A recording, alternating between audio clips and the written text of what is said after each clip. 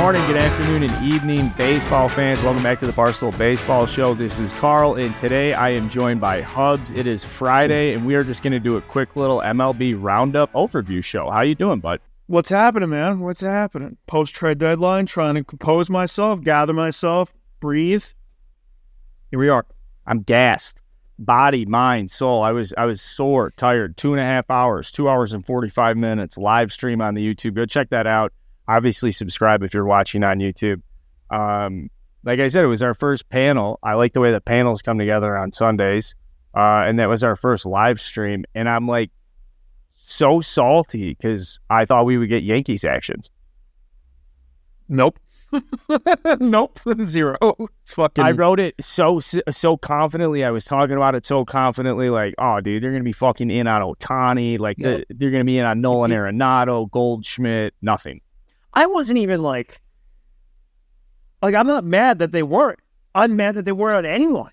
Like even role players, like just someone to play left field, like someone to like add to this lineup that makes me like, okay, cool. Like they added something here. Someone who's coming in the clubhouse here to swing the old bat and try and figure this out and try and help weather the storm.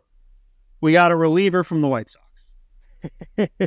And I'm sure he's a nice guy. I don't know much about him. We have a very good track record of turning kind of nobodies into somebodies in this bullpen. It's like the one thing the Yankees are really good at. That doesn't help this team right now. It just doesn't. We have the 27th worst offense in baseball. That's the problem. So I'm excited to talk quick Yankees with you. We're going to get into Yankees. I've got some Cubs I want to talk about, Ohtani stuff. Not too early to talk about season awards. It said this is the Barstool Baseball Friday show. Castellani gets a week off after putting in a tremendous amount of effort on the trade deadline stuff. Obviously, at the Power Ranking show on Mondays, go check that stuff out. And Hubs, you're a critical part of the panel. I believe this is our first one-on-one for a Friday. And when we had talked before the show, you were like, hey, I'm doing a short porch. And I actually love the fact that you guys did a short porch today before we get to talk, because off the top, like, what did you guys spend your what are Yankees fans most talking about now? Like, what's the number one thing that's either pissing you guys off, or where did you guys spend most of your time?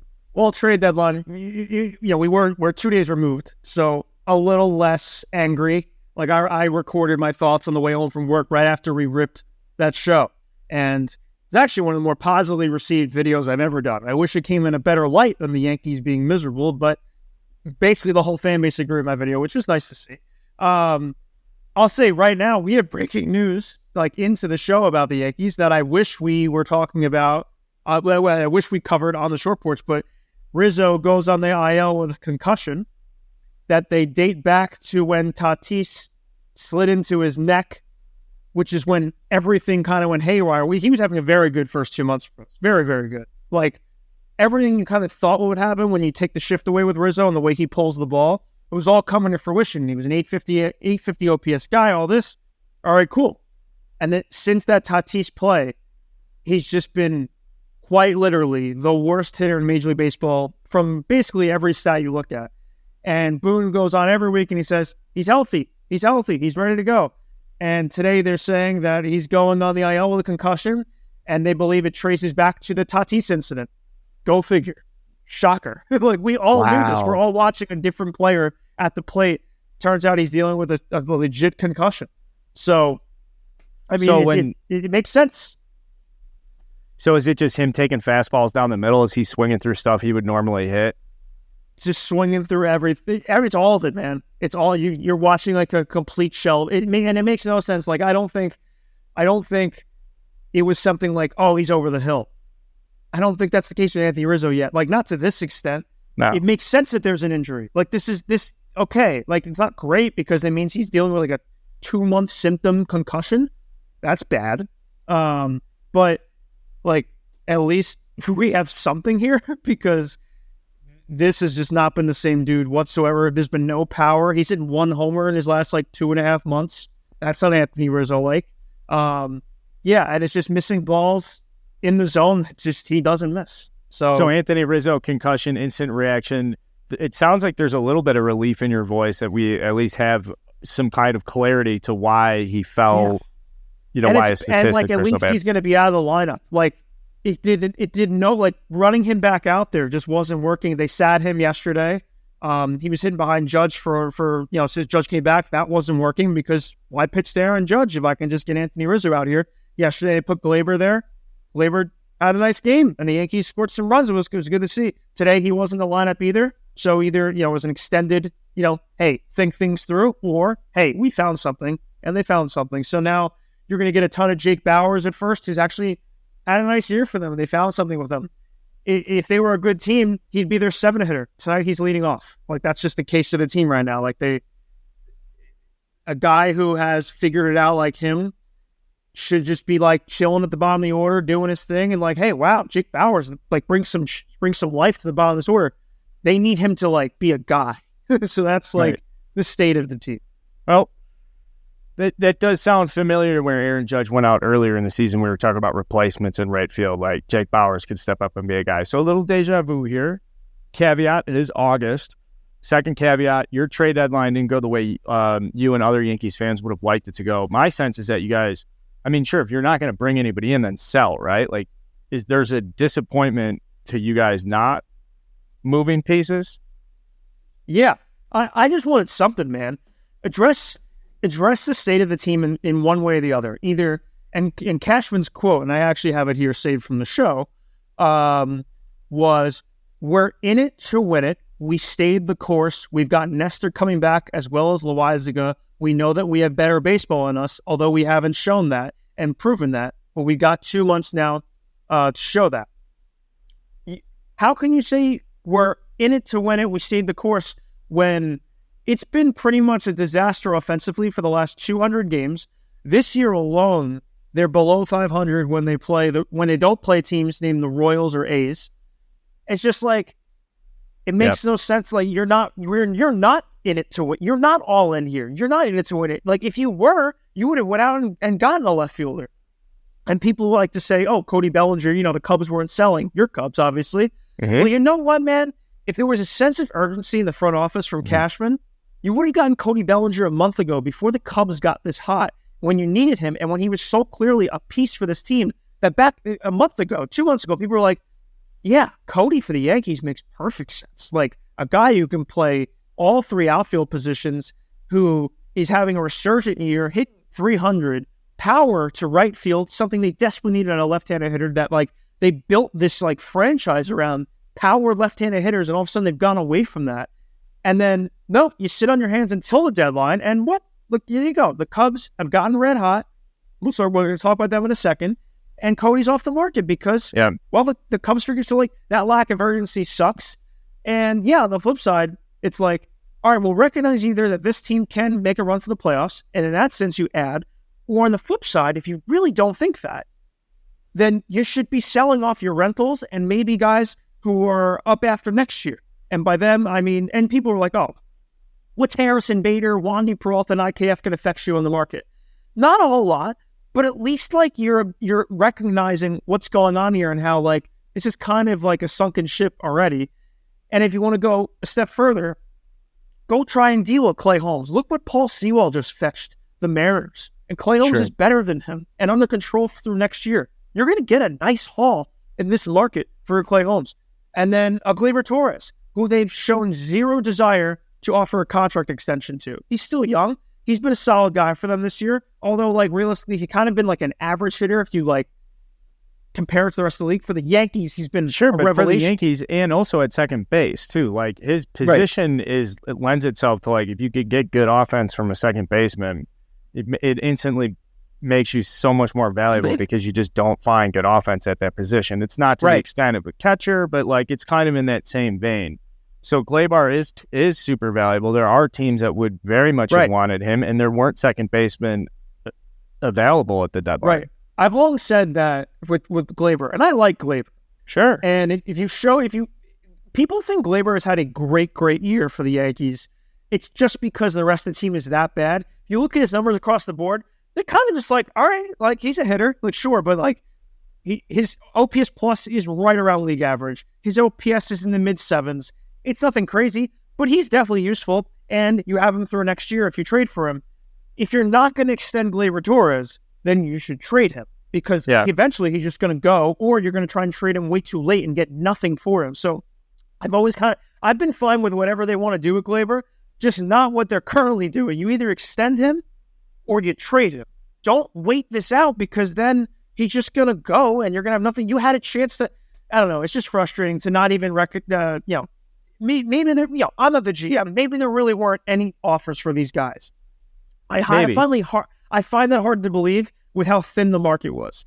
Like if you throw these guys into the market, there had to been something. Now, like I don't want to give up on this team. Like I love the Yankees. Every single night at 7:05, I'll trick my brain and be like, here we go. Let's fucking do it. Like this tonight, we got the Astros for 4. If they win 3 or 4 from Houston, I'm back in. Like it's all we need to do. But like, is that going to happen realistically? No. And like a GM in a front office needs to like recognize like kind of like this ship is sunk. But here we are. They didn't do anything. So now I'm forced to, hey, if you get hot this weekend, let's fucking do it. Let's go for it. We're recognizing Rizzo's injury. Let's ride with who we got and figure it out because we don't have a choice. But like that, this shouldn't be where they went. They should have went one way or the other. And I feel like that's so painfully obvious to everyone but Brian Cashman. Yeah. Something clearly doesn't add up in context of the quote. So there is something missing here. And so then it goes back to, well, these are statements to fans. And I think a lot of times front offices, especially around the trade deadline when you're talking about World Series and what your intention is and strategy is as a front office, they're just saying what they have to fucking say, man. You know, he could get up 100%. There and, do the Star Spangled Banner and it would mean just as much. It's just, he's doing what he has to do so he can get on with his day and go back to running the team. But I don't, I think it's just because you guys are who you are, you can't really ever full fucking sell. Like you just no, especially not with, and I get that. Like you have Garrett Cole, who is the front runner, in my opinion, for the AL Cy Young, and you have Aaron Judge back. I get that rationale of not wanting to give up. So then go try and improve the team. Like, sure. Don't just stay. Like I don't get that. Like I'm not hell bent on selling, but do one or the other. Like it makes no sense to me to just sit on your hands. Like just be active and try and go get an outfielder who can hit the baseball. And like I don't know. I said, and you're like, oh, who'd you want them to get?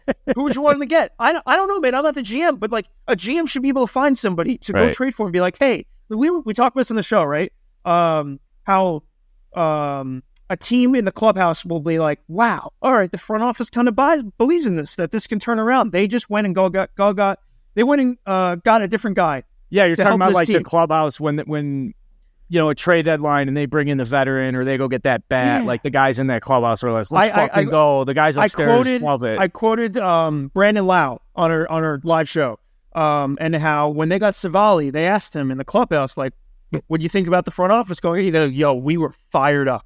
Like, the front office believes in this team. They wanted to get us a little more help to get us over the hump here. They know that, we've been struggling a little bit.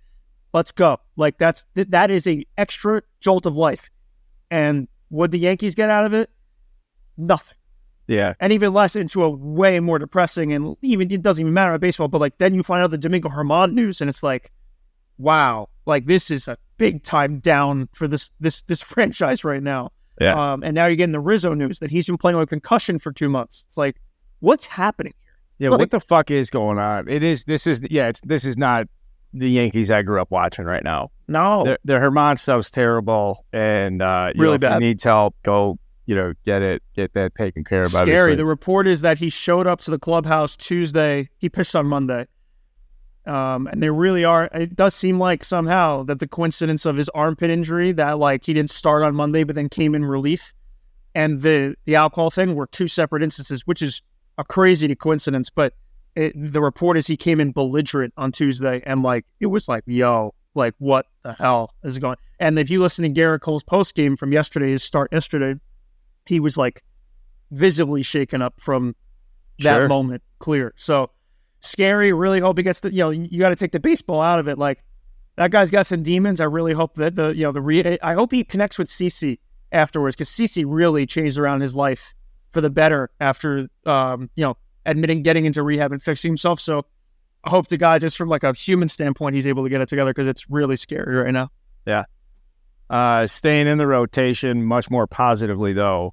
there is this like voice in the back of my head that's like, yeah, but the Yankees get to a wild card. Fucking Cole pitches game 1. Yankees And that's get the to front BS. office. Yep. So, but he is like front runner for Cy Young. I saw a great stat the other day, like most 10 strikeout games over the last however many seasons. It was like 3 or 4. He had twice as many as the next guy, or 75% more than number 2 on the list. He has the most 10 strikeout games in Yankees history, dude. Already. A franchise with Ron Guidry in it. That's absolutely fucking incredible. I believe that's the guy he took it from, if I'm not mistaken. But that's like, man, people gave him so much shit after the sticky substance stuff and the wild card start against Boston. He did cry. He did cry. He could have handled it better. That's the only reason why. As an outsider, he did cry a little bit. He could have handled it better. He could have been prepared with questions, whatever. All right, if that's his blemish, fine. The Fenway start in the wild card on the road, I think his hamstring was torn, and he never wanted to admit it, and he did whatever he could. That's not. He'll never use that as excuse. I can use that as I'll excuse Garrett for that. Go right ahead. He showed up last October when they needed him most against Cleveland. Yeah, Houston got to him a little bit. Guess what? That series was over by the moment. There's nothing Garrett Cole could have done to save that ALCS. They were absolutely destined for doom. And this year, he's pitching like he is the front runner for the Cy Young. He is second in ERA, I believe, in the whole league. Number 1 in innings pitched. Another thing that you just credit Garrett Cole for that no one does is his availability. That guy shows up every 5th day. He logs innings for you. He goes deep in the games. He strikes a ton of guys out. Not as much this year, I guess, than previous years, but his new cutter is awesome. He's really harnessed it in. That guy just figures out how to pitch. People thought he was doomed from the sticky substance stuff.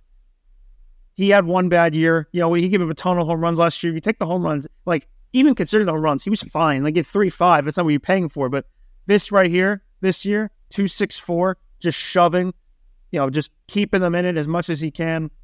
I love that man. He's worth every penny. And I feel for him because this is a legendary Yankee season he's having.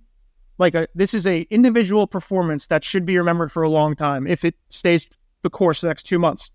And it's most likely going to be all for naught because they might not even make the playoffs with it. And that's so sad. I feel like he has just answered the bell in every way, and it's just wasted. Yeah, for the amount of talent on the roster, money in the front office, experience. The only thing, though, to go against, currently this season, the AL East is the best division in the history of baseball. If it stays the course, it'll go down as a slam dunk, the best division. Yep. Bad timing for it, right? Bad timing for it. We could get into the rest of the league. I do want to talk. I want to close with Cubs or some stuff I want to talk about with the Cubs at the trade deadline stuff. I want to go back to the Cy Young quickly and some other stuff around the American League I'm interested in. I think it would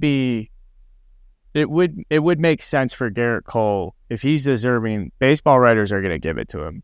They'll get the sense. They'll get the narrative around the Yankees. And I think the way you just captured it, where you're like, I feel bad for him. I can imagine a baseball writer sitting down at the end of the season. He keeps on pace with this. And it just look like what an unlucky motherfucker. And I can just feel baseball writers being compelled to vote for him because, I don't even think though he needs the storyline. I think the numbers speak for themselves. I don't think he needs any help. To get over you could make the case, right? Judge needed the storyline last year because Ohtani is just. You can make a case Ohtani deserves it every year, and Judge breaking Maris that pushed him over the edge, right? I don't think Cole needs that. Cole has just been that good. I don't. And look at the other guys, right? You've got Uvalde who's on the IL right now. Mm-hmm. Gosman's had a good year, and his numbers are in the vicinity there. I'm missing. Shohei is going to get some Cy Young votes, 7th place votes. He's not the Cy Young. People probably want to give him everything, but come on. So I don't know how right now he's not your Cy Young. What case are you making for anybody else? I don't think it's warranted. So McClanahan, he's been terrible lately, man. Right. No. I think I wrote in the group yesterday. McClanahan's ERA has rose a full run in the last 6 starts. He's been terrible lately. Regression, a little late regression in the season. But you don't, and that's the thing though, you don't see it from Cole. Cole's just, if anything, he's getting better right now. I don't know, man. I am a Cole rider, man. I made that stupid video when he signed, and that's my guy who I always wanted. But I don't know. He is one of the very few reasons right now to watch this team. When he pitches, you need to watch Garrett Cole. I wrote this in the group the other day, like, maybe they make a wild card push, maybe, but I really just want to see Garrett Cole against the Braves at some point this season. Like, for how good he's rolling, face that Braves lineup that is destroying everybody in their path. I think that'd be a fun, day. An individual day to look forward to would be Garrett Cole facing that Braves line. Hey, speaking of the Braves, it's a great point you bring up because the Braves absolutely just fucking throttled the Angels 12-5 yesterday. Like, poor Lucas Giolito. Yeah, like Giolito gets traded over and just gets absolutely fucking smashed. Yeah. And we're just giggling about it because we were all against the Angels making every decision that they made. Like, the fact that they didn't trade Ohtani, stupid. I will give them credit. Like, the fact they did keep Ohtani and then went out and made some trades. 100%.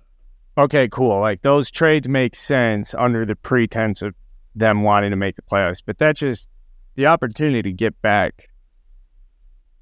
Like, Verlander got back 2 top prospects. Obviously, that had to do with Steve Cohen picking up the check on a lot of it. But Ohtani would get your entire top 10. Maybe get assistant top 10. The rationale, and I get it, but I don't agree with it, is this is our only chance to keep him.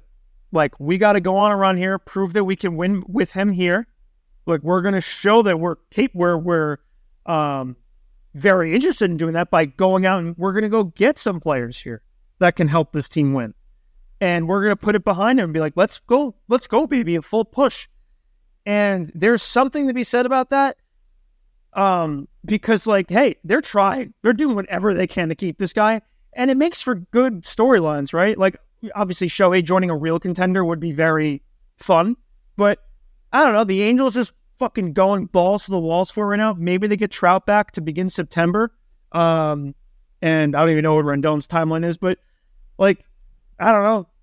There's something admirable about it, but it's going to blow up in their face, and it's going to suck, and they're going to be the worst franchise in maybe sports for, the next 7 years. So yeah, this is not a time when you just key in on the Angels schedule now. Okay, well, since the trade, I don't know. Yeah. So it's an ugly thing to watch. I want Ohtani to play in the playoffs every single season, so I want him on the biggest stage. Therefore, ipso facto, I would like the Angels to win that 6th wild card spot and let him go into somewhere, probably the Minnesota Twins, and pitch a first game. The Angels in that circumstance. I feel like that doesn't get talked about enough of how much better it is to be the 3rd wild card team compared to 1 and 2. There's no point in being the 1. Now, obviously, you don't want to be the 3 because that's playing with a lot of fire that, you might just miss the whole dance entirely. But no one wants to be 1 or 2. Those teams are going to beat the shit. Right now, it's the Rays and Astros. That's going to be a fucking bloodbath if those teams play. And then the 3rd team would be right now the Blue Jays, and they just play the Twins. Yeah, I would. Yeah, the advantage of being the 6th. Well, yeah, the worst spot to be would be the 5th playoff team. Would be the second wild card is a disaster. You're on the road against another wild card team. That's a very good team. Getting the AL Central winner is not going to be very competitive. The AL Central winner would probably finish 5th or 6th in the wild card standings. Yeah, right. Oh, yeah, in the whole standings. Yep. Yeah, it's a shame what's going on with the Angels. Now, I am compelled to just completely gloss over the American League Central and go right to the NL Central, because I know you follow league wide, and we've gotten a lot. I should say, Clemmer's gotten a lot of shit from Reds fans, and the Reds have given up 36 runs in the last 2 games to the Chicago Cubs. And I know Clemmer's going to come in on Sunday and just be like, I told you fucks, the Reds stink. I'm going to be ready for the moment. I just want to get it out there now so that it's not as explosive and surprising as when it happens. In your perspective, is what's going on in the NL Central between the Brewers, the Reds, and the Cubs moderately interesting to you? Yeah, for sure. I've tuned in. Very funny twist to all of this that you just said. Clemmer's pick tonight is the Reds pitcher to go over in his outs. So but now I guess the basis behind that is they've used 2 position players in back-to-back games, so they're like completely fucked with their pen. But funny that he's rooting for the Reds pitcher tonight, basically to go deep in the game. That's a massive game. The Cubs taking 3-4 would be massive. The Reds getting out of there with a split feels like they survive, and then they okay, we're still going to be in first place, no problem. And then you look at a team like the Brewers. Did you see how they lost that game yesterday? Because my God. We're talking about the Nationals game. Bases loaded. Devin Williams doesn't record an out. It's like E3, base knock, I think a walk, then a ground ball to third baseman. It's not a good team. That's not a good team. Like, it's just not. I will say that brutal for that game. Wilson Contreras, if you're watching that at bat, the pitch before the game-ending play, he makes an insane save. Wilson Contreras. Sorry, not Wilson Contreras. Yeah, his brother. Willen. He makes an insane save on a ball that was yanked by Devin Williams that would have tied the game easily. And it was like, wow, he just saved the game. I texted a buddy, like, holy shit, what a fucking play. And then by the time that text sent, the third baseman completely threw the ball away and they lost. So it's just like, the NL Central right now, I don't know who wants to win it, because we'll see. If the Cubs take 3 or 4 tonight against Cincy at home, that's big time. That's like, okay, Cubs are here. How Candelario have 4 hits yesterday? Yeah, he's red hot, and he was red hot in his debut. He did make an error at first base. It looks like they are going to put him at first base. It's an interesting story, okay? The Cubs keep Bellinger. I thought they would absolutely trade him. I thought they should have traded him based on the Cubs right now, even after the deadline, have the 10th best odds to win the NL. They have the same World Series odds as the Guardians. They're 75 to 1. And I'm not saying this is like purely, this is how Vegas looks at them. Vegas has them power ranked 20th to win the World Series. That is uncomfortable for me that's as objective as it gets. And so,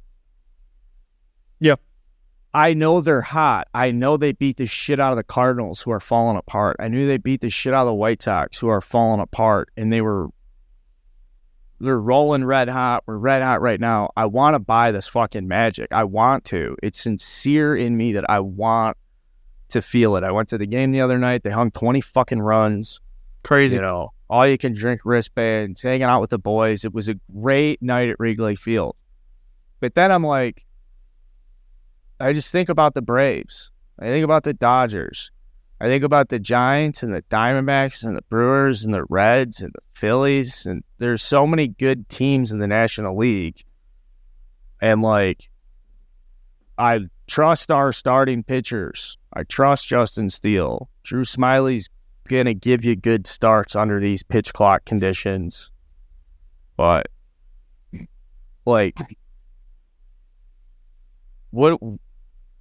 we play the Braves this weekend, and this is going to be a great test because they're in Chicago. Yes. Ooh. 1:20 Friday game. They're red hot. I love Friday afternoon at Wrigley. Oh boy. Yep. My brother-in-law is getting married, so I'll be at the game. I'll be standing around in those fucking uncomfortable shoes. God bless him, by the way. Good luck to everybody at the wedding. It's going to be an amazing weekend series, Cubs Braves, and I think that'll be a good litmus test. And I can see the Braves coming out, or the Cubs coming out and playing their balls off. Like, they do well against good teams.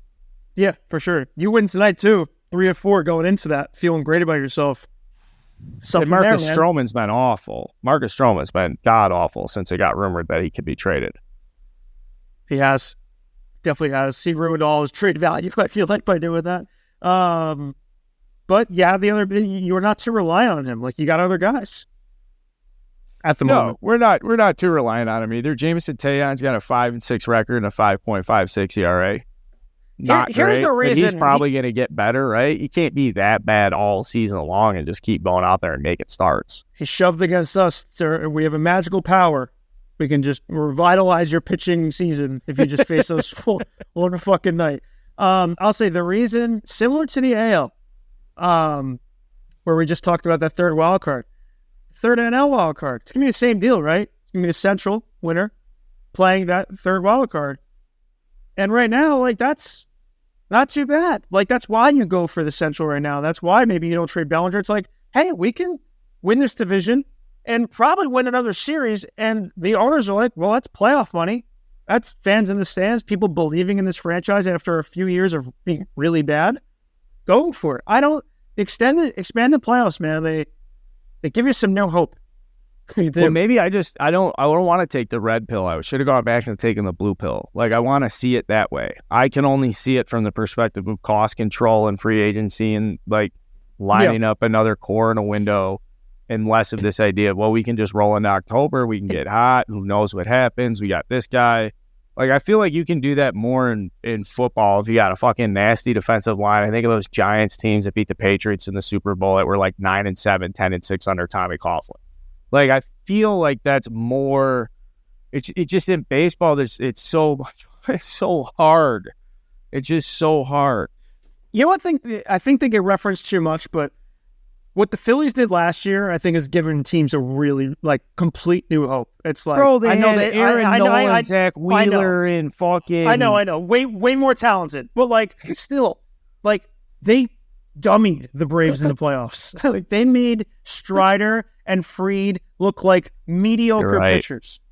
The Braves, like, as good as the Braves are, and they probably will win the World Series with the most ease possible, as I'm saying this, but like, that pitching staff can definitely be beat. It can. The offense can bail them out a ton. But you know what happens in October? Really good offenses shrink. It happens all the fucking time. Unless Rob's throwing out the juice balls, and that's out of my control. But, like, really good offense in the regular season. We've seen it so many times with the Dodgers. So many times where we're like, holy fucking shit. They're on pace for 115 wins, and it's August. Why are we even bothering? And then they lose before the NLCS. It's just like, you can only really take so much out of the regular season. October's a different ball game. It also is going to matter, I think, a little bit to the Braves. They're not going to play a like competitive baseball game for the next 2 months. So that matters. Like, I just writing off. This is good. This is helpful for me. Yeah, no, writing off competing in the NL just because of how the Braves look, I think, is stupid. Like, it's I'm baseball, also saying it's the broader scale, though. It's like, I mean, they would line up. I don't know. The National League West is fucking awesome. Like, they still have to compete and go out and play and beat the Reds.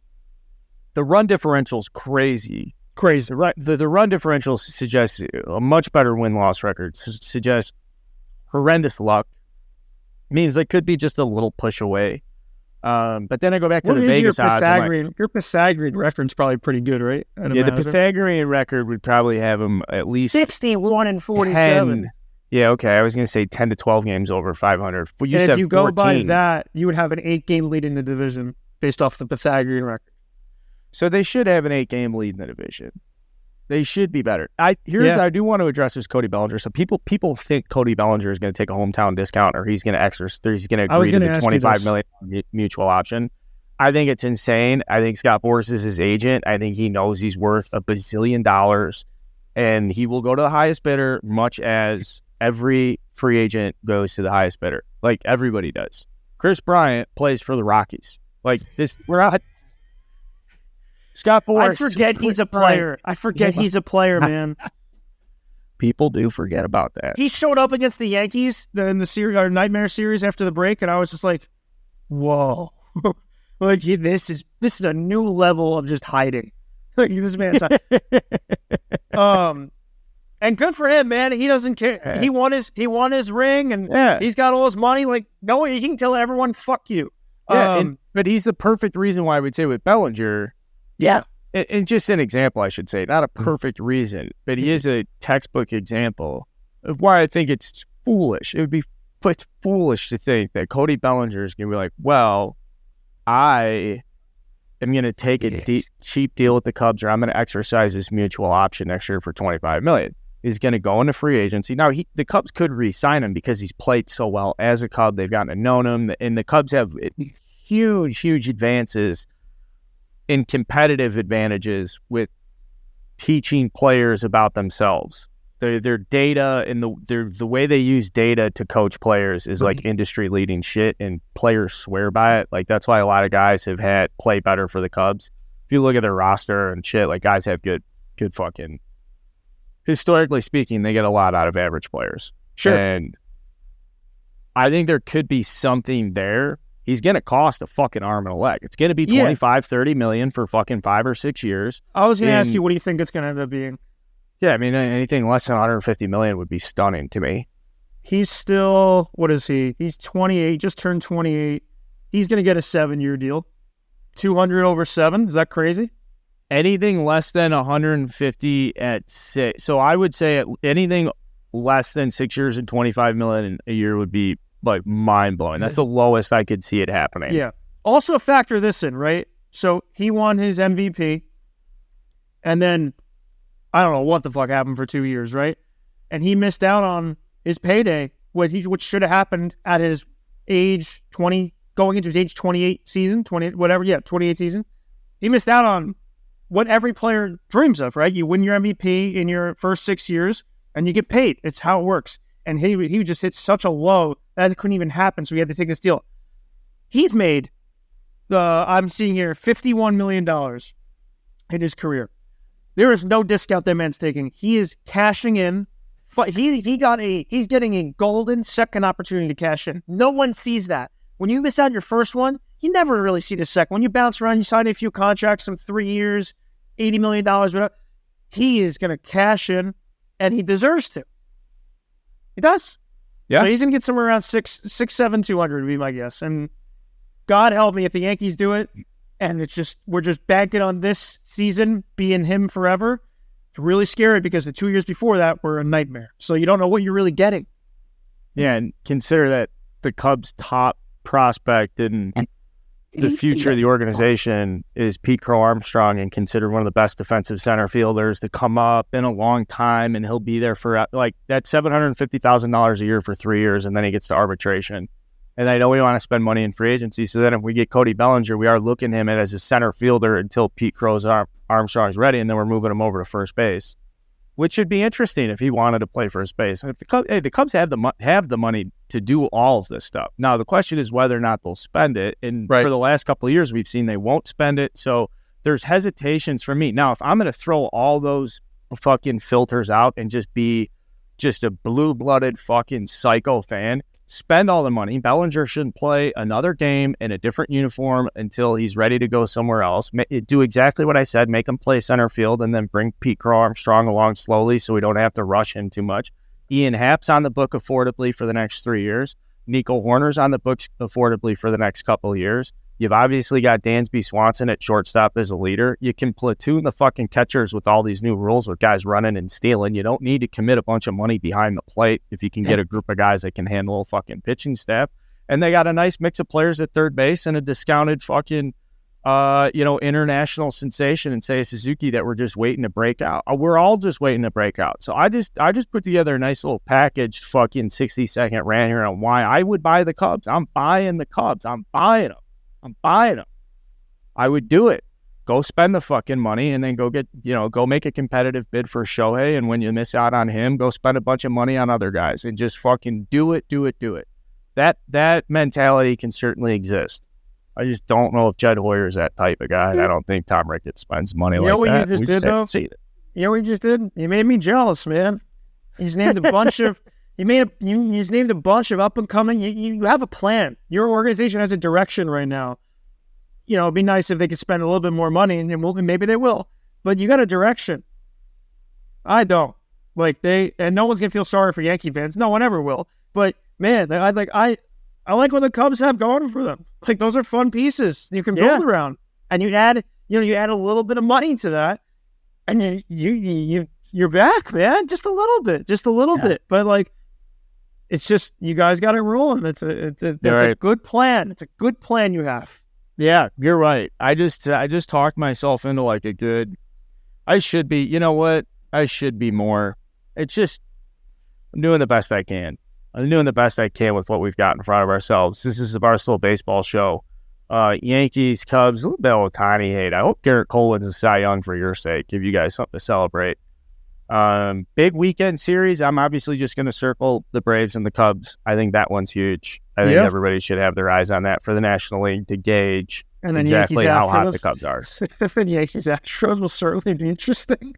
I go, let's talk about our favorite series to close this show, or like a series we like. And then I look and I was like, oh, Yankees are playing the Astros this weekend. Kill me. Perfect. Perfect. I'm going to see you on Sunday night, and you're going to look like you just got your fucking ass kicked all weekend. Yo, I might look like a guy who just returned back from war and we lost the war. I just managed to escape, but we lost the war. Hanging on by a thread. All Good my luck. Friends and family are dead. Are you guys have to play in Houston? You guys are in Houston, right? No. Neither. Oh.